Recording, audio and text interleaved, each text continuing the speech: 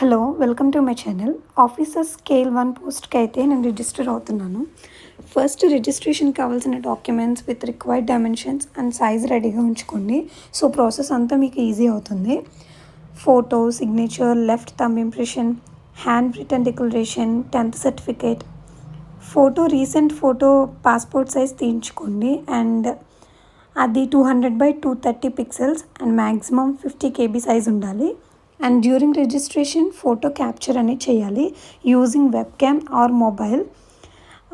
Signature white paper మీద black ink పెన్తో చేయాలి అండ్ ఆ image 140x60 pixels with 20 KB size ఉండాలి. క్యాపిటల్ లెటర్స్తో సైన్ అయితే చేయకూడదు. Thumb impression either black or blue ink వేయాలి అండ్ ఆ image JPG or JPG format with 240x240 pixels and 50 KB size ఉండాలి. Handwritten image JPG or JPG format 800x400 pixels with 100 KB size and capital letters ఉండకూడదు.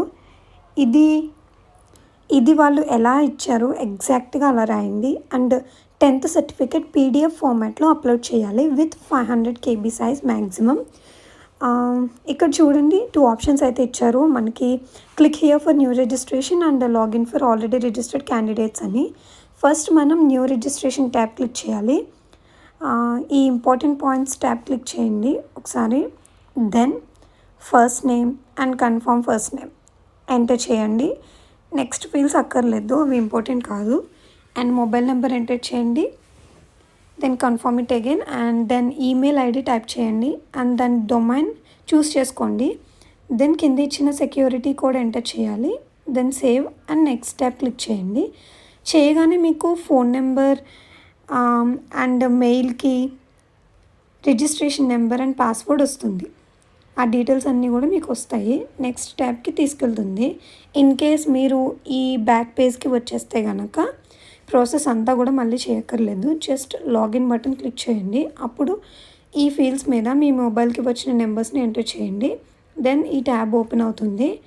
Next tab click చేశాక photo and signature upload చేసేయండి.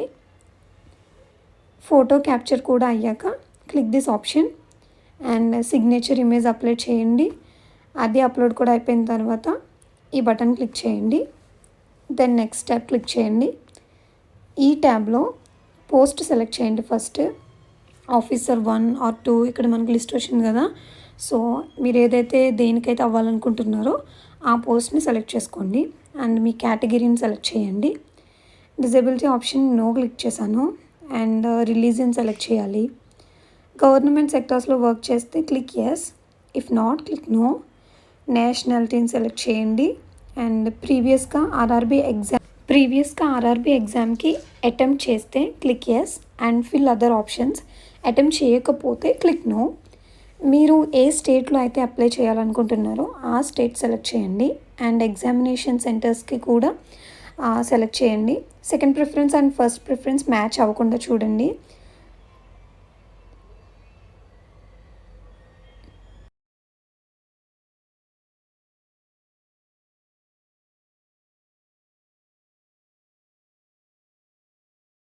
And personal details tab వచ్చింది, ఇవన్నీ కూడా enter చేయండి. Like date of birth, gender, marital status, Aadhaar number, ఇవన్నీ కూడా 1 by 1 enter చేయండి and enter the address and permanent address. Then click verify your details, ఆ ట్యాబ్ని క్లిక్ చేయండి.